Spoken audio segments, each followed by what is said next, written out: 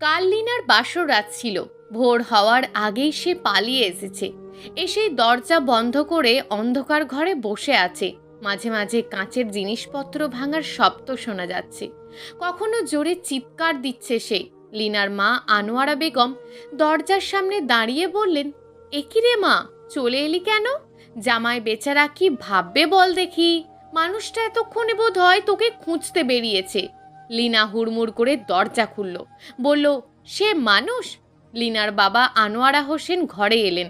তার পাশে বসে বললেন, আমাদের কথা মনে পড়ছিল বুঝি? ছুটে এসে ঠিক কাজটাই করেছিস। যখনই আমাদের কথা মনে পড়বে চলে আসবি। লিনা বাবাকে জড়িয়ে ধরে কাঁদতে কাঁদতে বলল, আমি আর ওখানে যাব না বাবা, আমি আর ওখানে যাব না।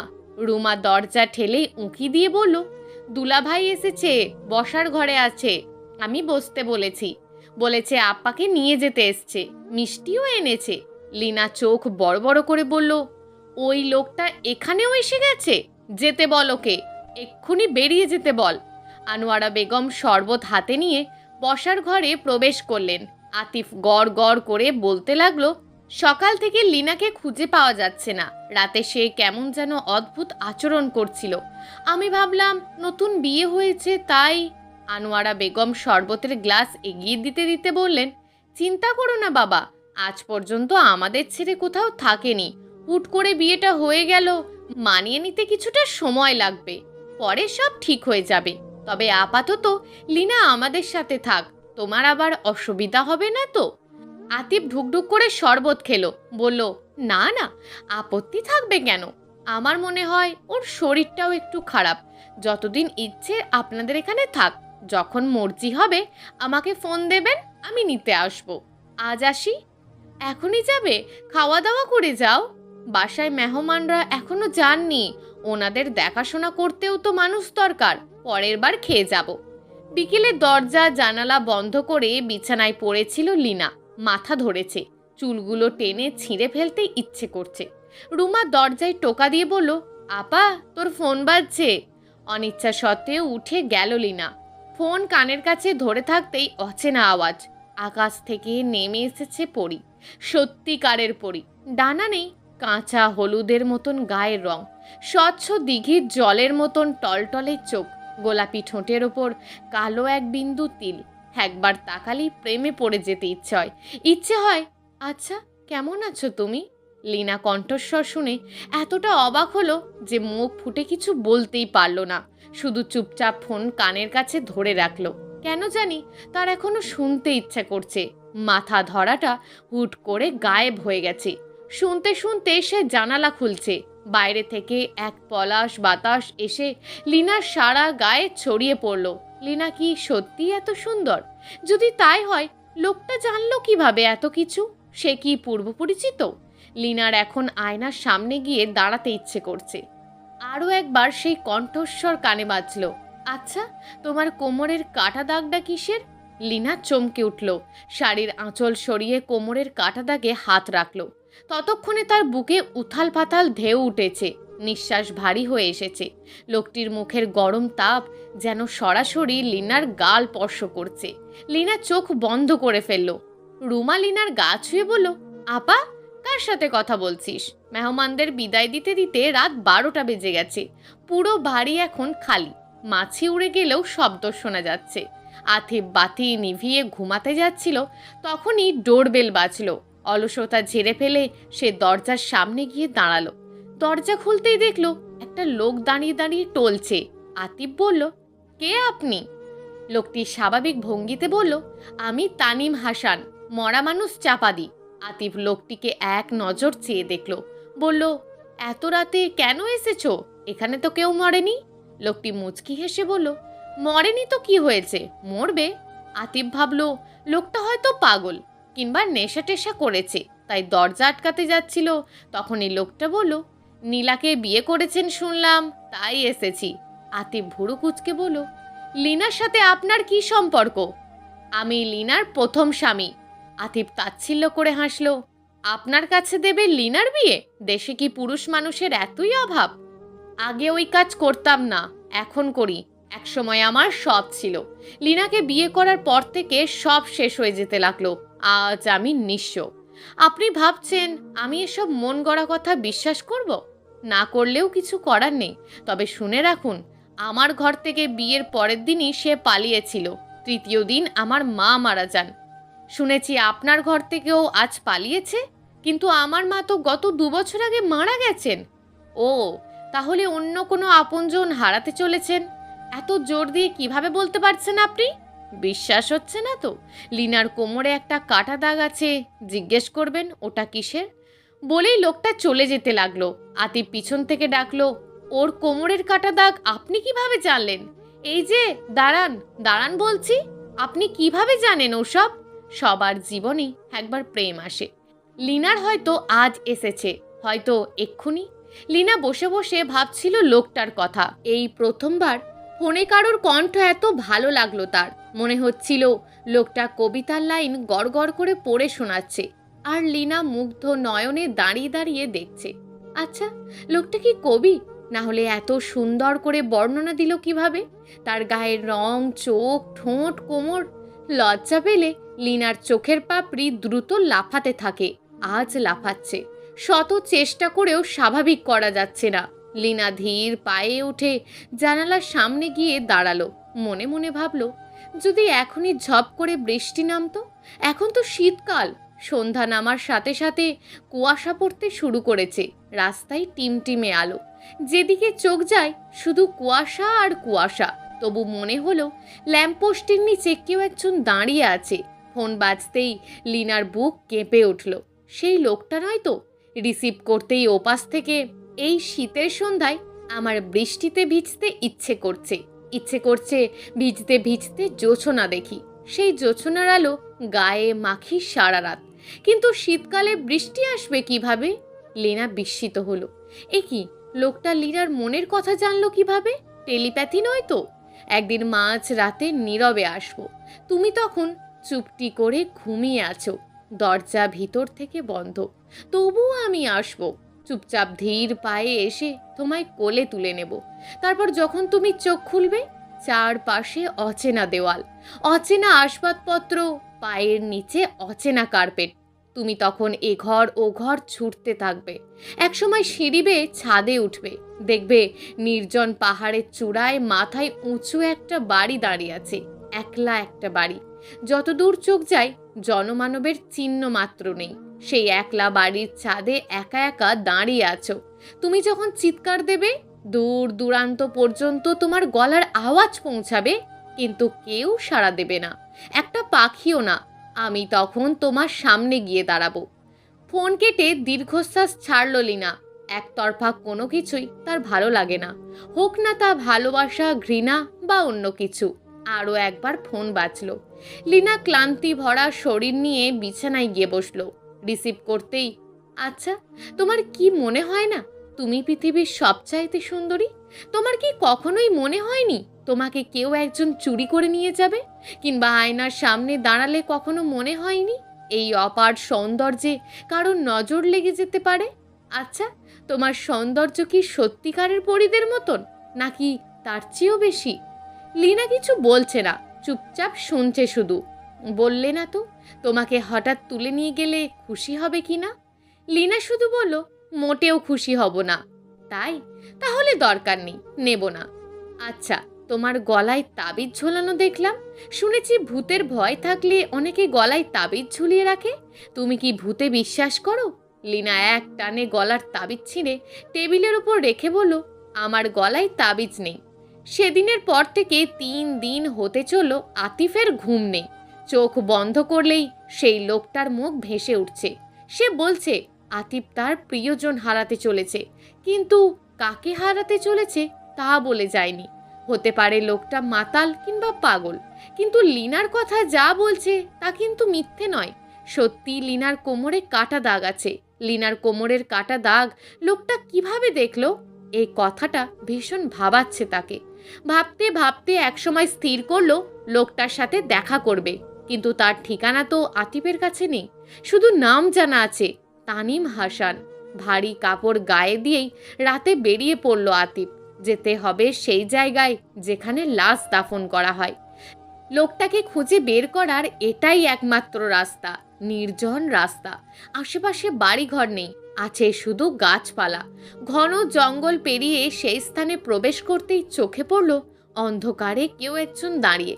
আতিফ একটু এগিয়ে যেতেই লোকটা আতিফের চোখ বরাবর টর্চ মারল, উঠে এসে বলল, এসেছেন? জানতাম আপনি আসবেন। আতিফ ভালো করে তাকিয়ে দেখল সেদিনের সেই লোকটা, মাথায় গামছা, পরনের লুঙ্গি আর পাতলা টি শার্ট। কনকনে শীতে তার একটুও ঠান্ডা লাগছে না।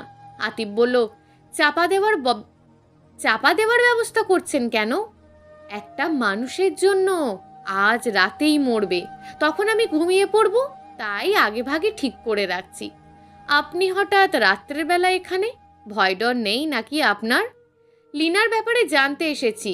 লোকটা খিকখিক করে হেসে বলল, নিজের বউয়ের কথা অন্য একটা পুরুষের কাছে জানতে এসেছেন? আজব মানুষ তো আপনি। 3 দিন হতে চলো সেই অচেনা নাম্বার থেকে আর ফোন আসেনি। গত 3 দিন লিনা এক মুহূর্ত শান্তিতে বসতে পারেনি। ঘুমিয়ে ঘুমিয়েও সে একই জিনিস স্বপ্নে দেখেছে সে উঁচু পাহাড়ের চূড়ায় দাঁড়িয়ে আছে, তার এক হাতে ঘড়ি, অন্য হাতে হ্যান্ড বাইক। সে চিৎকার দিয়ে ডাকছে, এই যে শুনছেন, কোথায় আপনি? দেখা নেই কেন আপনার? ঘুম ভাঙতেই সে মুচকি হেসেছে।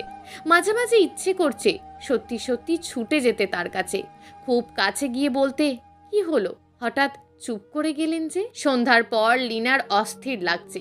মনে হচ্ছে এখন সেই লোকটার কণ্ঠস্বর না শুনতে পেলে সে পাগল হয়ে যাবে।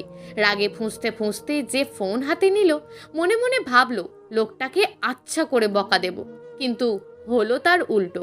লোকটা ফোন ধরতেই তার রাগ কমে এলো, বুক কাঁপতে লাগলো। কত কি ভেবে রেখেছিল বলবে বলে এক মুহূর্তে সব গুলিয়ে ফেলল সে। মুখ দিয়ে শুধু একটা কথাই বেরোলো, কোথায় ছিলেন এতদিন? যেখানে এতকাল ছিলাম। ভয়ে ফোন দিইনি। কিসের ভয়? একটি প্রশ্ন করে ফেলবো, তোমার সেটা ভালো নাও লাগতে পারে, সেই ভয়েই ফোন দিইনি। কি সেটা? তোমার প্রথম স্বামীর নাম কি? লিনা স্তব্ধ হয়ে গেল। এক মুহূর্তে মনের 7 রং অন্ধকারে ঢেকে গেল। এতদিন সে ঘোরের মধ্যে ছিল, আজ প্রথমবার মনে হলো সে তো অন্য একজনের স্ত্রী, বিবাহিত নারী, পরপুরুষের প্রেমে মত্ত। এ তো ভালো লক্ষণ না। সত্যিই কি লিনা অচেনা মানুষটার প্রতি দুর্বল হয়ে পড়ছে, নাকি খানিকের মোহে মাত্র? কিন্তু এর আগে যে তার এমন কখনো হয়নি। কাউকে কখনো এতটা কাছের মনে হয়নি, কাউকে এতটা আকুল হয়ে ডাকতে ইচ্ছে করেনি, এতটা মুগ্ধ হয়ে ভাবেনি সে কারোর কথা। এই সবই কি ভুল? সব কিছু থেকেই কি লিনাকে দূরে সরে যেতে হবে?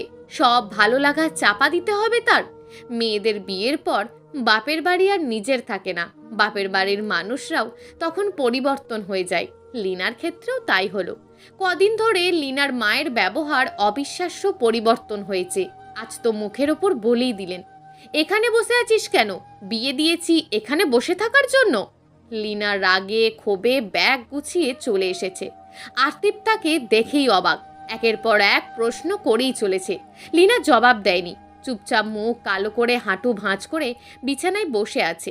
আতিফ বসে আছে তার সামনে, এটা সেটা জিজ্ঞেস করছে।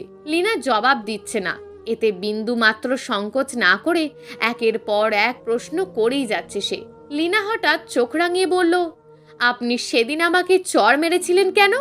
মুহূর্তেই আতিফের মুখ কালো হয়ে গেল। সে আসামির মতন মাথা নিচু করে ধীর স্বরে বলল, এখনো রেগে আছো? লিনা ঠোঁট ফুলিয়ে বারান্দায় চলে গেল। আতিফ গেল তার পিছু পিছু।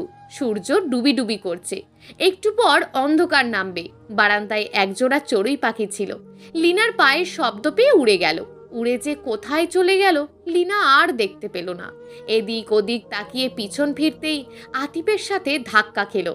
আতিফ লিনার কাঁধে হাত রেখে বলল, বসো, বলছি সব। লিনা বসলো। আতিফ বলতে শুরু করলো, সেদিন রাতে তোমার কথায় রেগে গিয়েছিলাম, তাই চড় মেরেছি। তুমিই বলো, সদ্য বিয়ে করা বউ যদি সিগারেট খেতে চায়, তখন কি কোনো পুরুষের মাথা ঠিক থাকবে? লিনা গম্ভীর ভাব নিয়ে বলল, কিন্তু আমি তো খাওয়ার জন্য সিগারেট চাইনি, আমি শুধু দেখতে চেয়েছিলাম আপনি স্মোক করেন কিনা। স্মোক করলে আপনার কাছে সিগারেট থাকতো তাই। আমার ভুল হয়ে গেছে, আর কখনো এমন হবে না। প্রথম দিনেই চড় মেরেছেন আর এখন বলছেন আর হবে না। বিশ্বাস করো, আর কখনো তোমার গায়ে হাত তুলব না। সেদিন তুমি তোমার বাবার বাড়ি গিয়ে আমাকে গালি দিয়েছো, তবুও তো আমি কিছু বলিনি। কই কিছু বলেছি? কারণ আমি জানি ভুলটা আমারই ছিল। আকাশের লক্ষ কোটি তারকারা চেয়ে আছে একটি মেয়ের দিকে। পৃথিবীর মাটিতে দোতলা বাড়ির ছাদে দাঁড়িয়ে আছে মেয়েটি। ফোন কানে লাগিয়ে চুপটি করে কি যেন শুনছে সে। সত্যিই তো, লীনা দোতলা বাড়ির ছাদে দাঁড়িয়ে আছে। লীনা অবাক হয়ে বলল, আমি ছাদে আছি আপনি জানলেন কিভাবে? জানি, আমি সব জানি। আমি এও জানি তুমি এখন একটা কালো শাড়ি পরে দাঁড়িয়ে আছো, বাঁ হাতে সিটি গোল্ডের একজোড়া চুড়ি, ডান হাতে ঘড়ি, শীত নিবারণের জন্য একটা চামড়ার জ্যাকেট। তবে জ্যাকেটটা তোমার না, কোনো এক পুরুষ মানুষের। এত কিছু জেনেও ফোন দেন কেন? শোনার জন্য। কি শোনার জন্য? তোমার কণ্ঠস্বর কি মধুর, যত শুনি শুধু শুনতেই মন চায়। কে আপনি? তোমার ছায়া। আচ্ছা, একটা জিনিস খেয়াল করেছো? কি? রেগে থাকলে তোমাকে যতটা না সুন্দর দেখায়, কান্না করলে দ্বিগুণ সুন্দর দেখায়। আজ যখন কান্না করছিলে, ইচ্ছে করছিল তাকিয়েই থাকি তোমার দিকে।